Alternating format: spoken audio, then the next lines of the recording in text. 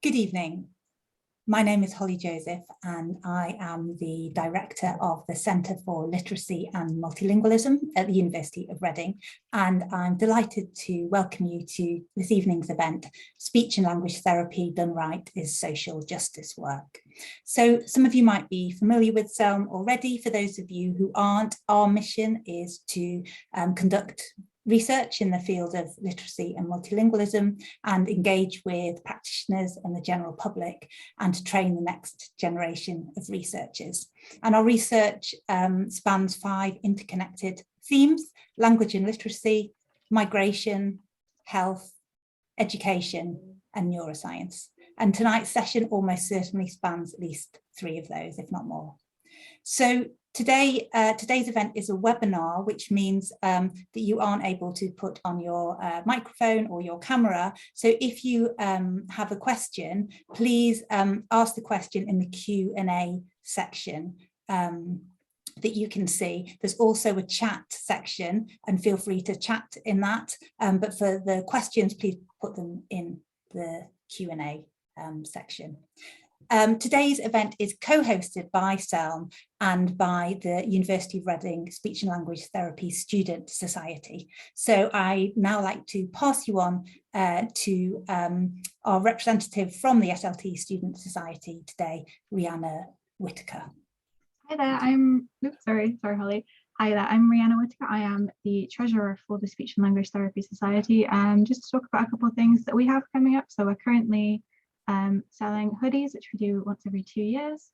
And we have a couple of great talks coming up, including the UK SLT Pride Network, a disabilities panel, a dysphagia day, I think on the 17th of March, as well as a recent graduate, Amelia Elliott, talking about being a newly qualified professional.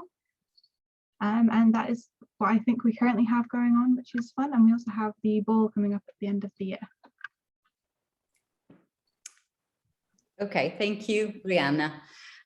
So it's my very great pleasure to welcome Warda Farah. My name is Ludovica Serratrice, and I'm a professor of biomultilingualism at the University of Reading, and I teach on the speech and language therapy program. So I think that as researchers, teachers, and speech and language therapists, we need to think about the relationship between language and social justice, and ideally, we should do something about it. The challenge is huge. Because we work in institutions like universities, the NHS, the school system, where the use of one single language variety, the standard language, is the aspirational variety for pupils and students. The fact that this variety is the standard because of highly skewed political, social, economic, and racial power relationships is sociolinguistics 101. This is reflected in school assessments and in speech and language therapy assessments, where there is not much space for non-standard varieties. I think this is particularly problematic for monolingual speakers. Paradoxically, there are pedagogical and therapeutic approaches that are more inclusive for bilingual speakers than for monolingual speakers of non-standard varieties. So the issues here are at least 2. First, acknowledging that this state of affairs is problematic, and this is by no means a trivial issue. And second, thinking of ways to address the problem. So I very much look forward to hearing your thoughts, Warda. So over to you. Thank you. Oops. Thank you for having me. That introduction is probably better than my whole presentation, actually. But yeah, I'm Warda, and so let's start. I think it's really important that I start with a positionality statement that lets people know who I am and what I stand for. So I'll start off with, I'm Black, I'm African, I'm multilingual, I'm working class, I'm university educated, and I'm a female. And I think positionality statements are super important because it just lets people know where you're coming from, the perspective that you have, and how that impacts how you see the world and the work that you do. And here is a little bit more about the places that I've worked and the things that I've done. So over the years, I've been to lots of places and done lots of different things, and that's kind of added to my repertoire and my experience in the work that I do now. So I've been lucky to be at the Stroke Association as part of the research team. I founded this thing called the Museum of Slavery and Freedom in Deptford. I've taken part in Princess Trust. I've won competitions at the City Launch Lab.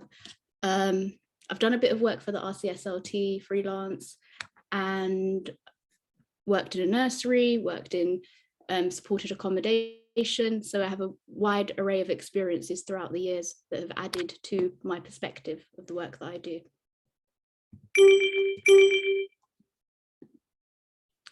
So if there's anything that you pick up from my talk today, there's 3 things that I really want you to kind of hold on to and learn and remember. And so the first thing is everybody's story is important. I'm really interested in how our own personal narratives once again impact our views of the world and how we turn up and the work that we do and how we choose the work that we do, but also what we think about ourselves and what we think about other people. And really importantly, what we think about the clients that we work with. So stories are important. Speech and language therapy as a profession is biopolitical, colonial, and racist. I think for a lot of speech and language therapists, you're not going to like it when I say it, but I have to say it because this is the root of the profession. It's biopolitical, it's colonial, it's racist. Those are the facts. However, there is hope. We have the choice to reframe how we work. So I want you to just keep thinking about those 3 things. And I'm going to say it again. Speech and language therapy as a profession is biopolitical, colonial, and racist. So, as I said, we all have a story to tell. I'm not really a fan of statistics and the type of research that quantifies people. I'm a big fan of speaking from my heart and sharing my truth, because I find that when I tell people my story, number 1, they're engaged. Number 2, they want to learn more about what I do and why I do it. And number 3, we're able to connect. So it doesn't matter who I'm speaking to, they're able to understand why I think the way I think and why I do the things that I do. And so I'm going to be really vulnerable and share some things that I've been through as a child, as a woman, as a person that's gone into the profession. And I hope that that kind of gives you a better understanding of why I founded Language Waves. So growing up, I come from an immigrant background. So my parents fled a civil war. Before they left Somalia, they were in Italy, then they came here and they had me. I grew up in a huge family with extended members, and we spoke a lot of different languages in our house. And I didn't think that that was special. I thought everybody spoke lots of different languages. And then I went to primary school and I went to reception, and I faced this thing where I was torn between languages because most of my friends all spoke English, but I had 3 or 4 different languages that I spoke at home. And there were moments that, because I spoke these different languages, I was an outsider. So like for my teaching assistants or my teachers, I was kind of labeled as EAL, right? And this was kind of a negative label because it wasn't about helping me, it was about othering me. And as a child, I felt that. And what that did was it made me feel torn between these 2 languages or these multiple languages. So it made me feel torn between my home language and the language that I use at school. And I remember this as a time that I felt this thing called language homelessness. I don't know if that's a real thing or a word, but it just meant that I never felt like I fit in. And that also led to feelings of being embarrassed and ashamed of my multilingualism. So speaking Arabic, speaking Somali, speaking Amharic, I, from a young age, knew that those languages held no value in this society. This is something my parents didn't know or didn't understand because, of course, our language held a lot of value to them. And so I remember instances where maybe I was about 6 or 7 and my gran would come and pick me up and she would speak to me in Arabic in front of my friends. And I was so ashamed and I was so embarrassed. And I would tell her, don't speak to me in that language, right? Not knowing why I felt that way. And I remember my grandma actually made a point to have a conversation with me and say that, you know, Arabic and Somali and Amharic are my mother tongues. They are my identity. And if I lose them or turn my back on them, I'm losing pieces of my identity, right? So for her, this language was me. But for me, I wanted to speak English because guess what? English held value. And as a small child, I knew it held value. I knew that English was access.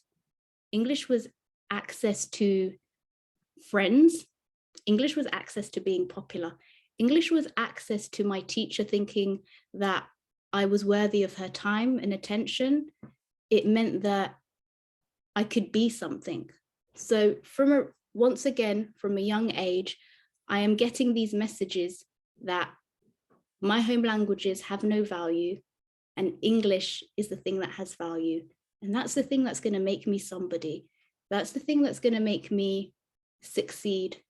And that's the thing that's going to make me belong, right? Because my otherness, those other languages are the things that are going to hold me back in society.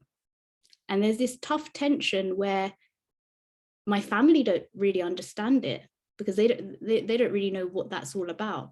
They're very proud of their culture. They're very proud of their linguistic heritage, but I don't see any value in it, which ultimately means I never really saw much value in myself as a child. And I did what all, well, I don't want to say I did what all other children do. I don't know if other children do this, but I enacted what I had experienced on others like myself. So as I go through school, right, I'm about maybe 8 or 9. This girl joins our school and she's an immigrant and she's Somali and she's EAL and she can't speak English. And so the teacher has this great idea to buddy her up with me because I can speak English and I can speak Somali and maybe I could be the interpreter. This was the worst thing that could have ever happened to me, right? Because what did it do? I had worked so hard to be like my friends. I had worked so hard to be accepted. I had worked so hard on my English. Like I was, you know, better than the white kids. Was better than the white kids at English. And so she budded me up with this girl, and I couldn't stand it. Like I couldn't stand those moments where it was like nobody knew what she was saying, so they'd have to come to me, or I would have to hang out with her, and she'd want to share our mother tongue, and I wouldn't want to do that because I don't want to connect with her. I don't want to be like her. And I look back on that experience now, and I'm really sad about that. I'm sad that I enacted that whatever it is, that language violence on another, just so I wouldn't be othered. So that's one thing that I've done. Other thing that I learned about kind of like language and being different and being in school is, and this is something I also experienced in college and at university and in other places, is that when I am me, I get a bad grade. So then I started to think, so who do I have to be to get a good grade? So when I write how I think, which is, all over the place and tangential and not organized, but I've got lots of thoughts, I get a bad grade. Like when I'm me, I get a bad grade. But when I do it the white way, and people say, well, what's the white way? It's very precise, it's very ordered, it's very, point explanation, PPP, what do they call it, PPE or whatever it is, I get a good grade, like I do well. So I learned early on that being myself and thinking how I think, with my many experiences, with my multilingualism, with my various cultural identities, was not the right way to be. And I think these are all really important things that lead me into my experiences as a speech and language therapist, because ultimately my early experiences in school mirrored my experiences at university, and also mirrored my experiences as a speech and language therapist when I was an adult. And you would think that when you're an adult, you know, you've got a lot of sense and you're not kind of, you can see things a bit more clearly. But when I got my first job as a speech and language therapist, I felt a lack of belonging. There was nobody else that looked like me, nobody else that spoke like me. I didn't fit in. So once again, I had to be a different way to fit in. There was a lot, you know, there was hierarchy. There were, there were people that were speech and language therapists for a very long time, and they had the big ideas, and they would tell me what I should do and how I should do it. And so there was that system to follow. I felt like I had no power. So even though I had worked hard to be educated and did well, I never ultimately had any power, felt powerless. I had to follow my job spec. So even though I knew, like in my first job, even though I knew the things that we did weren't really serving the communities, when I knew that our assessments were racist and biased, when I knew our service deliveries weren't working for diverse communities and wouldn't allow us to do the things that needed to be done, I was just told to follow my job spec because I had no power. I also learned that doing it the white way is the right way. And some people say, well, what's the white way? I mean, I'm not going to go into that and explain that. You lot can think about it for yourself. I also learned that my white voice is the professional voice. So as I said, I'm multilingual. I've got all this different culture. I'm from South London. I've got all these various experiences. However, I'm taken seriously and respected when I use my white voice, which is seen as the professional voice.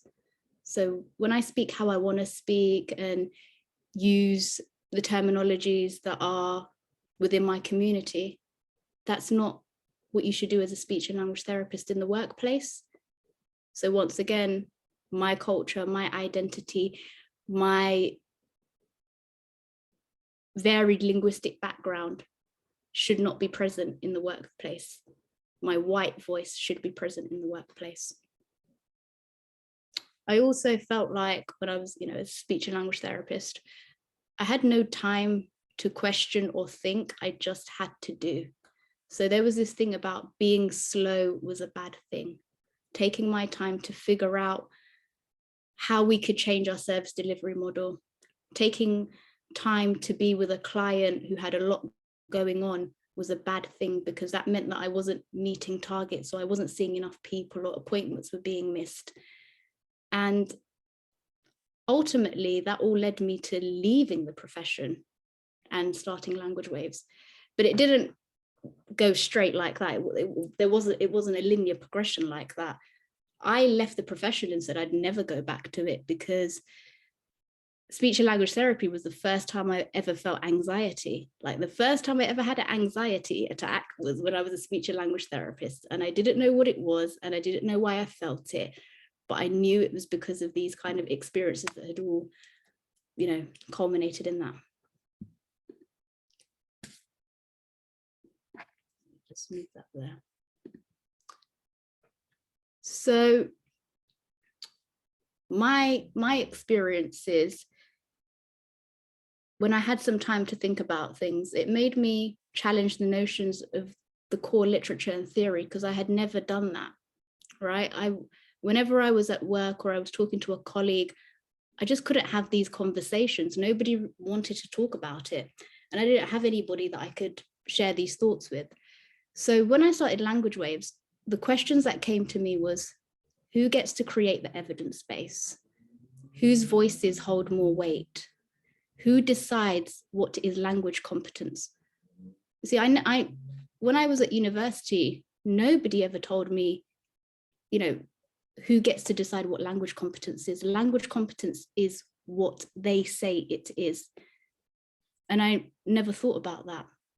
Who gets to decide what is a social language, a SLCN need or a disorder? Whose norms are these that are on the assessments? Who gets to decide what is normal? Who gets to research in speech and language therapy? Who holds the powers? Who are at the top in, whether it's an NHS service, whether it's a private provider, whether it's a university? Who are these people that hold the power? And this kind of idea about publishing bias, who are the researchers that are publishing? Like, who are they? And the answer to me was, apart from a few little drips and drabs, they were all white, middle-class people, mostly women, actually. So then I thought to myself, well, what chance do I have to create anything when everybody that's holding all the power and knows everything and is holding the knowledge in the profession, like, what can I do? And so this kind of like goes to the point of white language supremacy is the status quo in our classrooms and our society and our workplaces, and it's just there, and you get so used to it that you can't even see it.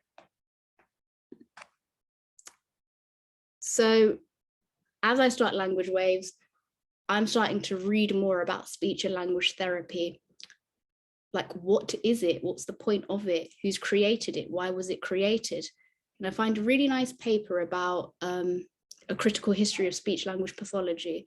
And it talks about the norms of proper speech emerge only in relation to a system of standardization, surveys, statistics, measurement, testing, and other technologies employed to distill and order the life of the population.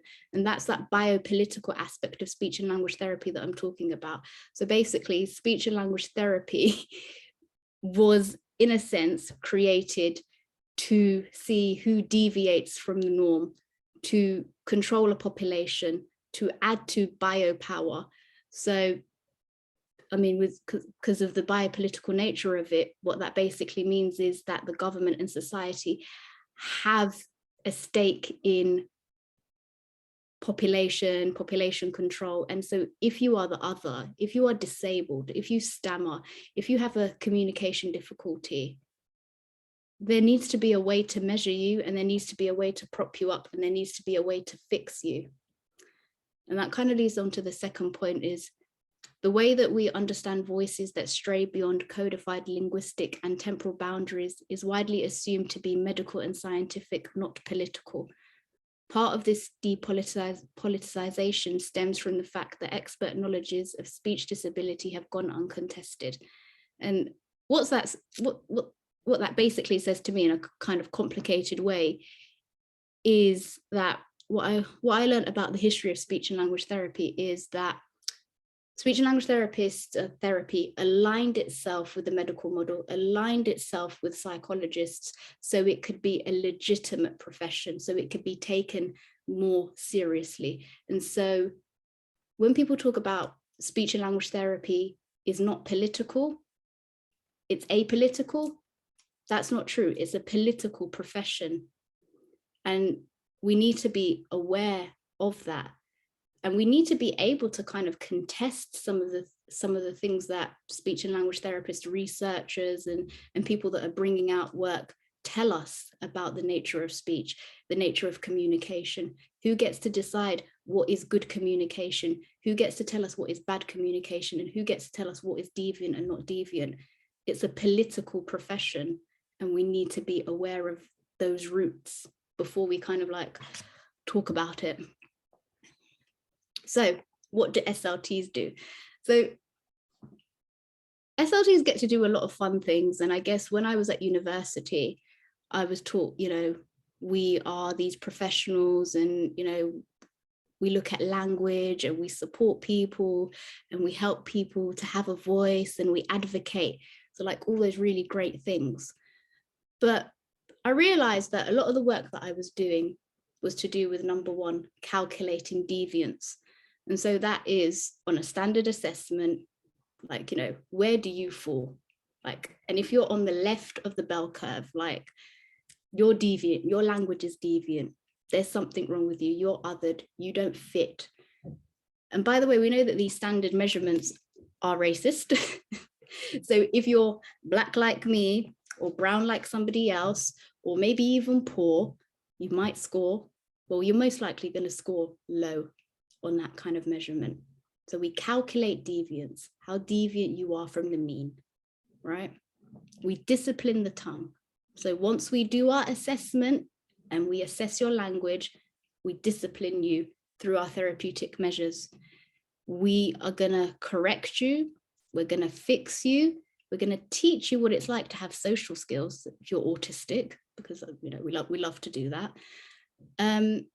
We're going to correct your speech so you sound like what we think you should sound like, which is, I don't want to get into that. And then this other thing that we do, which we don't like, I know we know that we do assessments, and I know that we know that we provide therapy, but I don't think that we know that we speak the truth of pathologized subjects. And that is a Foucauldian type thing, where it's basically our clients believe what we say about them and take that on. So it's almost like when we say, oh, we advocate for our clients, sometimes when we tell our clients that their language is deviant, that their receptive skills are low, that their vocabulary is poor, we are speaking their truth for them. And if you're dealing with young children and you're telling them these things, you're speaking their truth for them. You're writing their story. And there's that thing that I said about the importance of people's stories, about being able to have that kind of like create your own story. And when we speak the truth of pathologized subjects, we eradicate a child's sense of self before they even discover who they are. So before a child even gets to decide who they are, you're telling them you're a child with a problem. I'm going to help you. I'm going to fix you. And so I want us all to think about, does your practice uphold this system and way of working? And I'm going to be really honest and say, I did this. Like, I was part of this system. I did assessments. I corrected children's speech. And I spoke their truth for them when I wrote in reports about them. And so, okay, but this is the good part. This is the good part. Because I did all of that, and because I experienced all of that, I knew that I didn't want to do that anymore. So when I set up Language Waves, it was going to be, I'm going to be the antithesis of all of that. I am not going to calculate deviance. I'm not going to discipline the tongue, and I'm not going to speak. I'm not going to pathologize children. Because the thing is, when you're Black, and this is my own personal experience, you've been pathologized enough. You dare not pathologize another because you know how painful it is. And so the point of Language Waves was going to be, okay, I believe in the power of communication. I believe in the potential of what speech and language therapy can do for people, because I have seen it. I know that our practices are racist, and they may not necessarily work for Black and brown communities or children and people that are culturally and linguistically diverse. But I know I can do something, right? And at the beginning of it all, I really didn't know what I was doing. I'm going to be very honest with you. I was just trying this and that and a lot of different things. But I knew that I wanted to do joyful work. I knew that I wanted to do work that made children proud of their culture, their linguistic diversity, the beautiful ways in which they speak. Like, even if a teacher or somebody would say, well, their language is bad, or they just don't get it, I knew I wanted them to feel proud of how they speak, because ultimately I know that there is no such thing as good or bad communication. It's just who's looking at it. It's whose lens wants to, look at things. And so at Language Waves, we just do a lot of fun things. I have hella lot of fun with the kids. Like, we go on residentials, we go on trips, we have experiences. And we have conversations. We love talking to each other, because ultimately conversations is about connecting, and I love connecting with children. And so that's Language Waves. we have a lot of fun. Another really important part about the work that I do is that children from early on get to understand what linguistic discrimination is. They understand what their cultural and linguistic identities are, that they become proud of those, that they have support mechanisms. And part of that support mechanism is that their teachers know about this, but their families also know about this. So some of their parents are involved in a lot of the work that we do. And sometimes we get to make art about how we feel, and sometimes we don't. So I thought it important to mention this. Speech and language therapy should not be a strategy for survival. Like, at times I've practiced this thing that I call, a strategy for survival, which is basically like you meet a child or you meet a family and they're having a really tough time in school. And you know that the school is systematically racist, institutionally racist. You know that this child is going to struggle. You know that this child needs the help of the system. So they might need, an educational healthcare plan. They need something to buttress them. They need paperwork to help them because they're kind of going up against odds. And so I've done this thing before, and I don't want to be doing it again, but it's, I call it a strategy for survival, and I've got a case study. So I worked with this child once, and all the words that you're going to see are things that are from a report about him that his teachers wrote. So he was 12, went to an academy, and this is what the staff thought about him. And I remember reading this report and being like, oh shit, what we're gonna do? Because this young man was at risk of permanent exclusion. And he, from what I knew of him, was the type of child that they wanted to put him in a pupil referral unit. And I know, because of my experiences in the community, about the pipeline to prison. So the school pipeline to prison. So that a lot of young Black Afro-Caribbean boys that are excluded for being different, not bad, different, are put on this school to prison pipeline. And so this was a time in which I had to kind of put on my professional hat, write my reports, get super involved, because I knew that the system was up against, that he was up against the system, that there was nothing inherently wrong with him, but his teachers, for whatever reason, thought there was something wrong with him. And I think this kind of goes back to this quote of, we have children in our school who are geniuses and we call them deficient. Like, I'm really super, super conscious of this othering of children, like this calling them, and you might not necessarily call them deficient, but when you say they have problems, when actually it's you looking at things through a racial lens, there's nothing wrong with these children. It's who the person is that has the perception. And I get this a lot at school, where a teacher will come to me and tell me about a particular child, and then you just go, but what's the problem? And there is no problem, but everybody's kind of like under pressure to make children perform and do these things. So if you're different, if you're a child that just processes information just a little bit slower, or doesn't give the response that people want you to give, you're seen as a problem and you're referred to the educational psychologist, or you're referred to the speech and language therapist. And because our schools and teachers don't really know much about multilingualism or even Black language. So if you speak Black language, and you're going to score low on an assessment. Which leads me to this thing about white people can break language standards because they are white. They can do what they like, and being white takes precedence over grammar.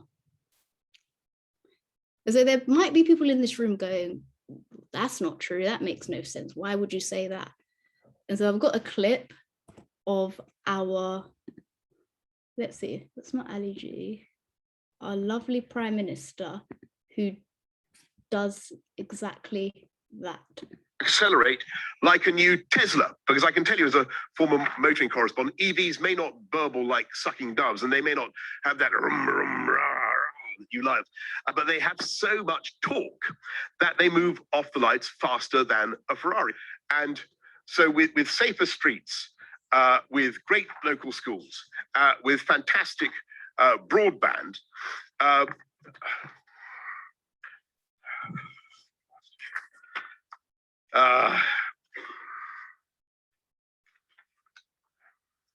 forgive me. Forgive me.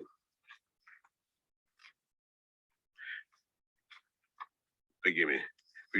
People will have the confidence to stay nearer the place they grew up, to start business, and business will have the confidence to invest. Hands up anyone who's been to Peppa Pig World. Not enough.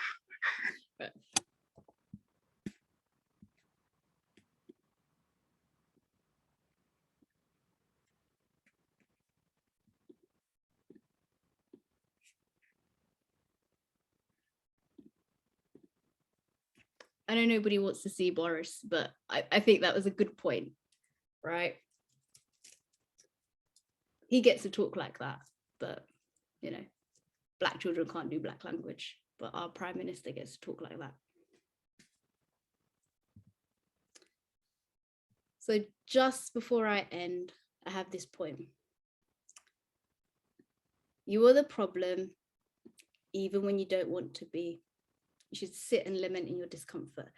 W.E.B. Du Bois says that, but I've just paraphrased it. What this is about is, there's all this talk about diversity, there's all this talk about inclusion, there's all this kind of like chit chat about all these things. But nobody just wants to just like sit in the discomfort. If you're Black and you faced racism, you've been sitting in discomfort for all your life. But there's a lot of white people, and I'm going to say it, they just don't want to sit in the discomfort. They want to move on. And so they want to say, well, what can we do? What policies can we do? Can we get a mentoring group together? Can we try this board? And can we try this? And can we try that? Why don't we just try sitting in the discomfort and looking at where we're at, looking at the past, and just taking a moment to sit in our racist practices, the things that we have done, that we've all been a part of. You know, the theory of white ignorance goes that white people pretend to be ignorant about what's going on because their privilege rests in our oppression. And that's a fact, right? And who would give up their privilege? I don't think anybody would give up their privilege, but you know, that's what the theory is. And so there's all this talk about what can we do? What can we do? What can we do? As if the Black Lives Matter movement is the first time that people have heard of racism. And it is quite funny because I think in speech and language therapy, people say, oh, we know we've had a problem for a really long time. And it's like, oh, so you know you've had a problem for a really long time, but 2020 is when you decide you want to do something about it. And then suddenly we, and I say we, Black people, brown people, you're looking to us to solve problems in a profession that we've never started the problems in the profession, right? But now we have to actively use our free time to do talks, to create affinity groups, to drum up interest because we have a problem. And you can't lament and sit in that discomfort. We have to move on. We have to keep it pushing. So just before I end, I did say we're going to end on hope, right? Because there is hope for the future. Because I do love speech and language therapy, and I do love the work that I get to do. And I do want to see it evolve, and I do want to see it change. And I want to see those positive changes happening. So my friend, Dr. Iris Clemens, is a really profound statement that I love. And she doesn't think it's profound, but I do. And she goes, whiteness is a structure. Much like whiteness has been used to define the standard dominant, Blackness can be used to locate alternative modes of being, and these can be driven by community knowledge. And what Iris is saying here is basically, we have the potential in speech and language therapy or whatever other professions that you're in to locate alternative ways of doing things, because this white structure hasn't really worked for a lot of us, right? This capitalist structure isn't working for a lot of us. So we can start using alternative modes, and Blackness and other things can be used and can be that thing that we use. And when we talk about community knowledge, we're talking about indigenous knowledge. We're talking about indigenous ways of doing things, which is taking time, listening to people's stories, feeling connected to one another, not judging, supporting each other. These are all the things that are in these kind of like indigenous paradigms, research paradigms, doing research differently, not caring about numbers. Because one thing that I realized is when I started Language Waves, a lot of people would say to me, oh, well, what's the data? What's your evidence base? And I thought, well, one, I don't care about that. But two, I've got lots of single series case studies. I've got lots of experience. I've been doing this, but my work is only valid when a white structure, when a publication, when people at the top accept it. I don't believe that to be true. I'm smart enough to know that that's not true. So yeah. Oh, and to end on a positive note, small drops can create a wave and everyone is needed. So everybody is needed. So I'd like to say my friend, Dr. Vishnu, he is very much needed. He's got lots of great theories. He knows so much. He's got so much knowledge to give people. He's so humble with his knowledge. And I think researchers like that are kind of like the wave of the future. And it's the same with Maria at NYU, who's a speech language pathologist, who's doing this work. Melanie Packer at Birmingham City University, she's doing a lot of this work. I have a friend at Menya Foundation, May, and you know they're going to be going to Uganda, and kind of like taking speech and language therapy to Africa, kind of global. My friend Javier Jasso, he's interested in Spanish, bilingualism, is a speech and language therapist. He's just about to get his doctorate, and he'll be doing a lot of the type of research that I'm talking about. Tasha Austin, Dr. Tasha Austin, soon to be, she's a linguist, and she's, you know, taught me so much about Blackness and alternate ways of being and research. And it's the same with Dr. Iris Clemens. She's introduced me to so many different scholars, from June Jordan to Geneva Smitherman to Winter. So there's, you know, I think it's always really important to acknowledge where you get your knowledge base from. And it's also important to acknowledge the people that support you, that are going to help you change the structures. And two last things. Autistic Girls Network are doing some really good work, and Speech Bubbles, which I really love. I really love their work, because I feel like their approach, which is all about storytelling and children having the opportunity to be in a group and tell their own story in their own words, is really powerful, and we need more things like that. So just look out for Autistic Girls Network and Speech Bubbles. I was going to have some recommendations, but then I thought, no, I think after my talk, everybody can just kind of think about their own recommendations, because I think it's really important to just do your own thing. Lastly, if you ever want to have a conversation that creates change, you can email me or tweet at me. I love talking to people. I love talking to people one-to-one, and I love learning from everybody. So if you ever want to have a chat about anything, message me. Thank you very much. Okay, great. Thank you, Warda. I think we've got, well, there was some comments in the chat. I think people were talking to each other and suggesting various links. I will copy the chat, so I will forward these links to people if they're interested about reading further. We do have a couple of questions in the Q&A. I don't know if you can see them, Warda, if you would like to glasses Do you on. see them, or shall I read them out? I'll read them out to you. Okay, so we've got Ashley, who is asking, you might not like this question actually, what changes can I make to the way I assess students in the public school where I currently work? So this is, I mean, I don't know who these students are, and we don't know much else about this. I don't know. So it's a. I mean, that's fine, because in a lot of the schools that I've, so I'm in a few different schools, right?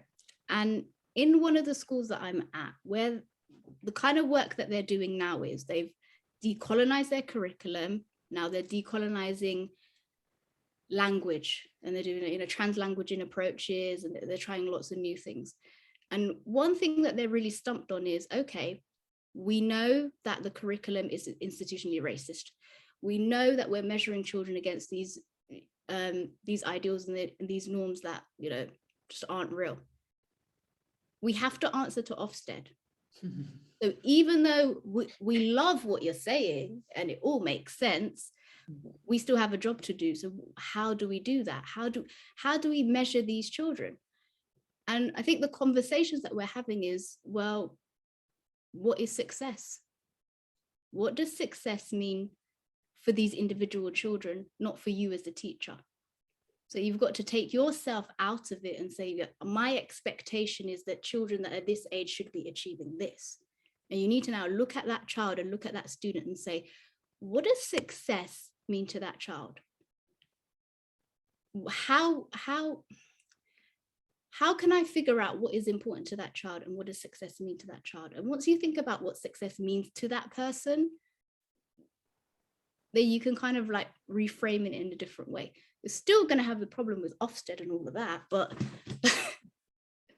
I mean, to me, it sounds really crazy that we're having these conversations where people are like, yeah, I know, but this is the way the system is. As it kind of raises the question of how long can we keep saying that? I think, yeah, you're right. I mean, this is the problem, right? This is the tension. This is the big tension. And this is why I was saying earlier about institutions, that at the end of the day, you know, you have like a bill to pay. How are you going to do that? Yeah. So I think this calls for much more radical change. But anyway, we'll move on to the next question, and then I might have a question of my own. So an anonymous attendee says, thank you, Warda. Very moved by your talk. At this moment, DEI work is simultaneously so urgent and so exhausting. I mean, actually, diversity and inclusion, I'm assuming that's the acronym. What strategies do you recommend for your core conspirators on this social justice journey? I know you don't want to give people recommendation and advice, but that's what everybody wants out of you. Tell us what to do, basically. You don't want to tell us, but that's what they want to hear you say. Ooh, tell us what. I think the best thing that anybody could do is read and get your knowledge up, right? Because I think it's so easy to, I'll be honest with you, being Black or Asian or whatever you want to call it doesn't make you an expert in diversity and inclusion matters. But everybody is kind of like, oh yeah, I mean, it's also like this terminology is crazy as well, because I can't keep up with it. I don't know what the right terminology is. But I think the one thing that people can do is just don't put the pressure on yourself. Do what you can and what makes sense to you, but also at the same time, make sure that you're informed. Because I think it's so easy to not know anything and feel like you know things. Mm-hmm. Okay, so I mean, anonymous attendee does say it's a journey, so it doesn't stop, does it? No. Okay, so at the moment we don't have any more questions. People, please feel free to ask Warda a question in the Q&A, because if you put it in the chat, I might not see it. I've got a question of mine. I've got many questions, but I've got one question that I would like to ask you. So what do you think, what is speech and language therapy? You know, you were talking about speech and language therapy about, you know, in the US it's called pathology. So it's perhaps even worse. I always thought, I never liked speech and language pathology. I mean, I don't think therapy is amazing, but I think to me sounds a little bit better than speech and language pathologist, which is, you know, it's really got in the word, is pathologizing of people. But in any case, what do you think it actually is then, if it's, you know, like you were saying, it's not fixing people? And do you think there is such a thing as, for example, you know, developmental language disorder? You know, you will be aware there is like a whole movement about raising awareness about developmental language. Don't ask me about DLD. I do want to ask you about DLD, actually. I want to know what DLD, because I know there's some speech therapists in here that probably love it. So to me, speech and language therapy is an art, not a science. Right? Okay. That's just kind of what I believe. That's what I believe about communication. Communication is just like interaction of one soul to another. That's how I feel about it. And what has made me feel more firm in that is my interaction with children, because I work with children a lot and I get to spend a lot of intimate time with them, more so than any other speech and language therapist, because the way I kind of set my agenda is I spend hours with children at a time, right? For 2 years sometimes. What I like, and this thing that I learned is like language is code, right? And so there was a time where I was working with this group of children and I couldn't understand them, but they could understand each other. And it raised this question in me that was like, hold on, I can't understand them, but they're all kind of answering each other and going along with each other. So they understand each other. I don't understand them. I don't have access to their code. Just because I don't have access to their code doesn't mean there's something wrong with them. It means I don't get their code. I need to learn their code. Once I started having those experiences and kind of thinking about things like that, then this whole thing about DLD and what is a disorder, what constitutes a disorder, I'm like, yeah, I don't know. But I don't believe in language disorder, and I know people are going to go, I don't believe in it. And and because I know what I know about the construction of disability in our society, how we can construct disability, how we can construct race, why can't we? So we can construct language disorder when it's language difference, or when it's you not having access to a code as an adult. So that's my viewpoint on that. But I don't want the people that love DLD to come at me. Don't come at me. We'll talk about DLD. I don't want to hear no heresy. She's oh God. I don't want. Right, so there are more questions which I'm very happy to read. We've got another 8 minutes. So there is another anonymous attendee, unless it's the same anonymous attendee as before. Who knows? They're anonymous, so we don't know. I hope it's not QAnon. How do these supremacist constructs play out working with adults? Are there unique considerations that might not be included when focusing on children? I don't know. I suppose because a lot of my work is to do with children, so I wouldn't want to talk about things that I don't really understand and know. But I believe they do, because when I was at the Stroke Association, I was on the research team, right? And a lot of the research all of the research that we were funding was white researchers, and the people that were the steering committee, so people that have had stroke before, experience of stroke, were all white and middle class. So they got to decide the agenda of what was funded, which then led to the agenda of the types of interventions and assessments that were available, because they were tested and for those people that were on the steering committee. So of course that's going to rub onto the universities and how speech and language therapists are taught to work with adults. So then of course that's going to mar their judgment when they work with adults in the real world, right? So if you follow that chain, then you've got to think, how can I work differently with other people? That's just something you've got to figure out for yourself. Mm-hmm. It really is. Yeah. Okay. Sorry, and just in the interest of time, because I know that people now suddenly have a lot of questions. They're always shy at the beginning and then they jump out of the woodwork.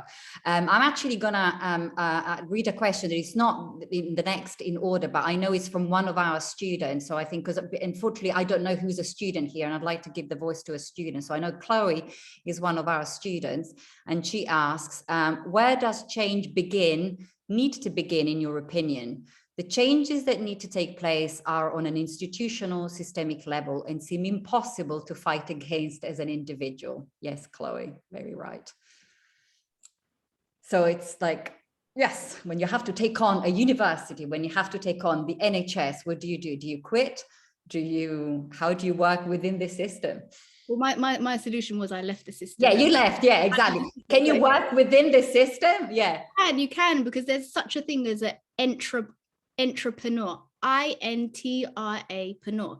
That means that you can be in the system and you can make small incremental changes that lead to big differences just through how you practice your daily practice. They don't have to be huge things, but they could be really small things, but they've got to be genuine to yourself. You can't just do something that you don't want to do.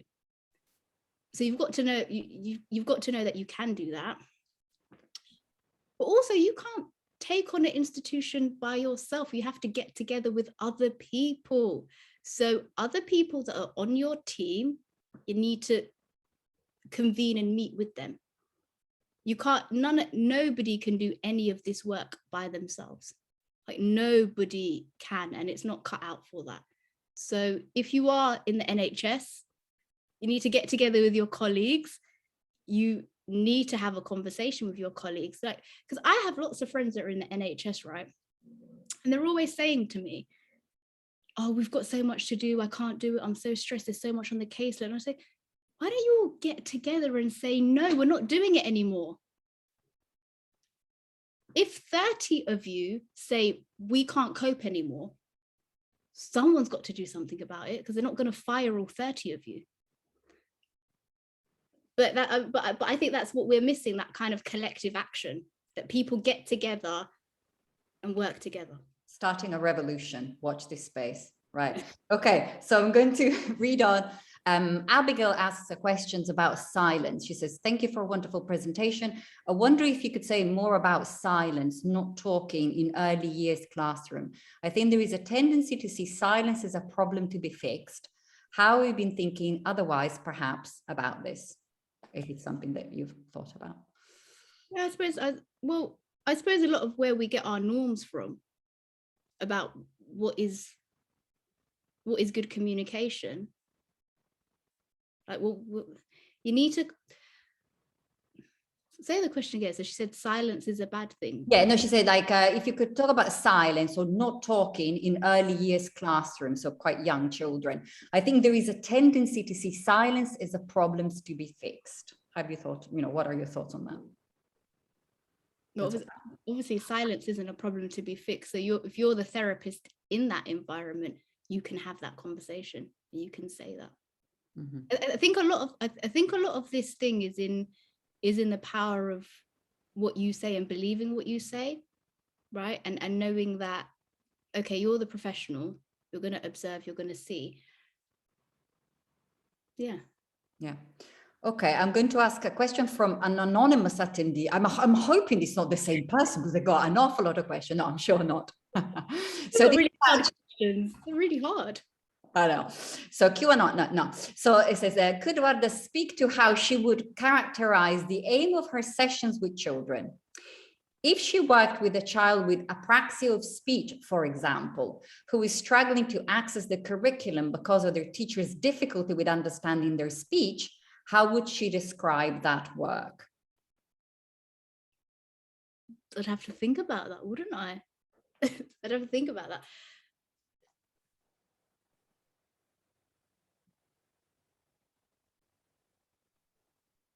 Would you do something about it? And what? It depends on the situation. It really depends on the situation. It depends on communication with the teacher. It depends on the child. So I don't have all of that contextual information. I don't want to say anything about that. But you said you are happy to engage within reason to people that want to talk to you. I mean, you know, you can't answer all these questions, but you have put your email address out there, so. No one's going to email me. Well, you don't know. Okay, so maybe the last question from an anonymous attendee, so our popular QAnon. Yeah, so this is actually maybe something that you kind of already addressed a little bit, but how would you go about accessing support for children who need it?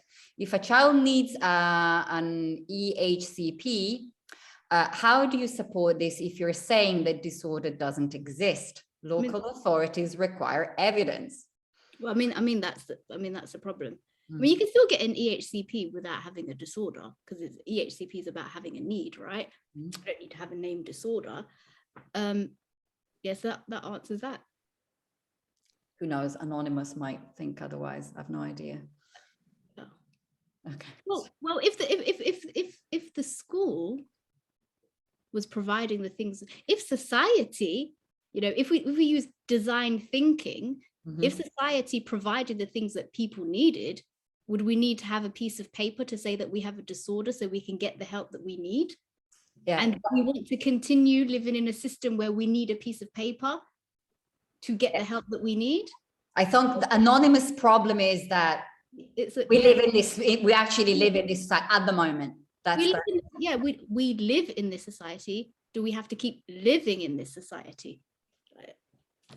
That's exactly. This is where we're at. What do we do? What do we do next, and how?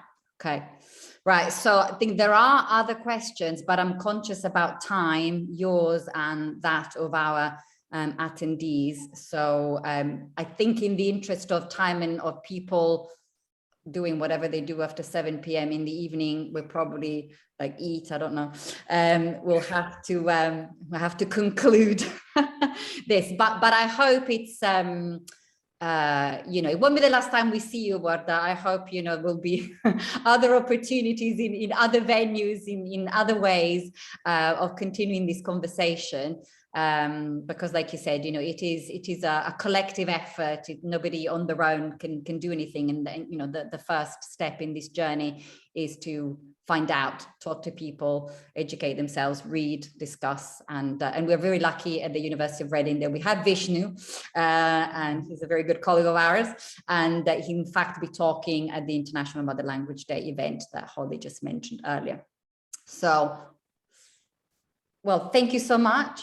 Holly, if you want to wrap up. Yes, thank you so much. I don't know if you can see the chat, Warda, but there's lots of wonderful comments in there about how you're a ray of light and brilliant and insightful. So do have a look at that afterwards if you want to see how your talk went down, because from what you said just before, that you might not want to share the talk if it hadn't gone so well. I hope that you will now decide that you will want to share it. And I just wanted to say how, you know, throughout as you were talking, I just realized how radical you were being, you know, from saying, you know, actually, we shouldn't have such a thing as DLD. Actually, we shouldn't have a thing such as Ofsted. Actually, and essentially what you're saying is that we shouldn't have society as it is, right? And that is a massively radical statement. And I hugely applauded you for it. So thank you. Thank you for making us all think. And we hope that we will see you again at SELM or at the University of Reading in some Maybe way. even in person.